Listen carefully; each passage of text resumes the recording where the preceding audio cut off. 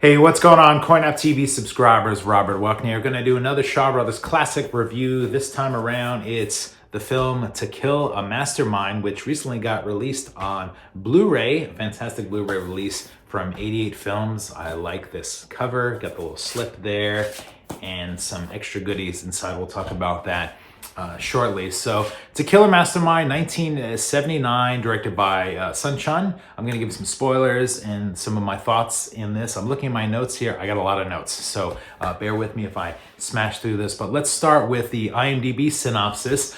From IMDb, undercover government agent infiltrates powerful crime syndicate threatening Chinese empire. Betrayals and infighting within gang unveil agent's identity.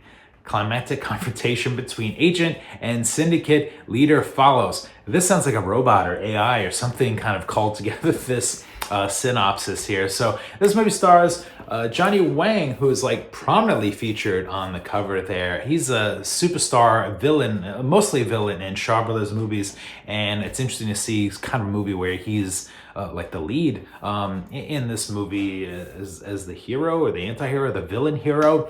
We also have Yuen and Kufang in a supporting role. So let's get to my notes. Interesting take on the genre formula. This movie basically follows the exploits of the villains or bandits, where you get to check out their inner sanctum and their plans to do wrongful things in the martial world. Unfortunately, the heroes or the rebels of the movie never really get a clear picture as to who they are or what they want. They're not really well defined. The heroes are not well defined. You kind of see them popping up from time to time throughout the movie. It's a little difficult to follow their plot, or like the plot kind of overall, which is basically just a matter of villains accusing each other of being traitors. That's kind of the plot of To Kill a Mastermind, is villains betraying each other, accusing each other of being traitors for 90 minutes. The movie does have some amazing art direction, and the shooting style is very profound. There's some interesting slow motion shots that almost seem like they were done in camera, or maybe post-production by slowing down the reel manually. I'm not quite sure how that happened. I'll have to investigate some more on that. These newer 88 films don't seem to come with commentaries on them, so you're not getting like that. Excuse me, you're not getting like that extra level of investigation and detail that goes out from some of the usual suspects on the commentary tracks there. Let me get back to my notes here. Here's another pro. The costumes are pretty amazing. I mean, as you can see, everybody has like an amazing costume, wardrobe, weapons. This one dude has a skull cap on his head. I think that was Yuen playing that. It was kind of hard to take that seriously, the little skull cap guy there. I wasn't sure if it was supposed to be real or it was supposed to be fake. I like that the characters had Johnny Wang had like color streaks. He's got like red color streaks and stuff in his hair. That was fun to check out, but it was hard. Again, it was hard to take the bald cap guy seriously at all, and I was just kind of waiting. I wrote my notes. I was waiting for the bald cap thing to like launch off like a missile and shoot at somebody, because I was like, there's got to be a spring on there. There was a lot of like trickery with the weapons, and I was kind of waiting for that to happen, and it didn't happen. Maybe thankfully so. I really wanted to get in this movie, but I just found myself like not engaged with the characters, like the villains. I mean, you're basically watching a bunch of villains backstabbing each other and villains fighting each other and killing each other off.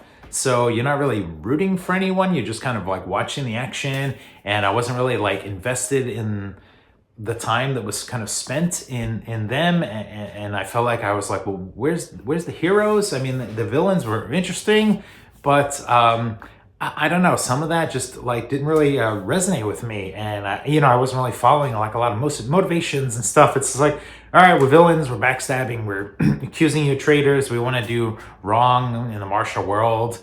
I feel like more of that needed to be kind of fleshed out. I didn't really care so much if they were defeated or not. I don't know.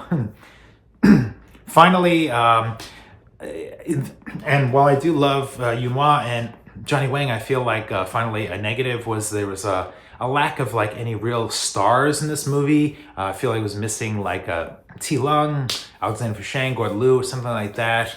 Would have been nice to have, even in a smaller role. I know Kufang was kind of in this in kind of a smaller role, but I feel like we needed like a star caliber person to give us a good like 20-minute scene or something to kind of hold the whole movie together, maybe in the third act or something. So I wrote in my notes, most everyone in this movie feels like characters would be like extras in another movie, and like that's what I mean by like not having the star power. And I wish like Kufang, who I think is a star, enough of a star, could have played a larger part, because I feel like he could carry a movie a little more. So the final battle, pretty outstanding. Lots of cool weapons on display, and you know, like most of these Shaw Brothers movies, if things kind of drag in or you're not into them at all, once you get to the third act, it's almost like guarantee you're gonna have like a real solid fight, a real all-out battle or something. So you know, you can never be upset or sleep on that. So just kind of stick around to the third act. But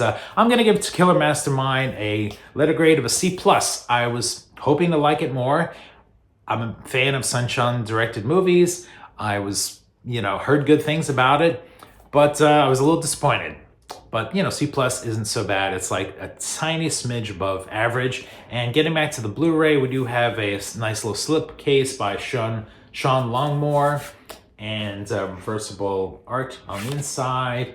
There's some collectible cards, but yeah, no commentary tracks or anything like that. Shrinkflation has hit 88 films in a bad way, and you know, that's enough to say about that. So let me know what your thoughts are on To Kill A Mastermind. I feel like some of y'all out there will rank this much higher and be surprised at my ranking. I was actually surprised because I had high hopes going in. Expectations were high, and I was a little bit let down, but you know, fun movie overall to watch, just a tiny bit above average. So thanks so much for watching. For CoinOp TV, we'll see ya next time.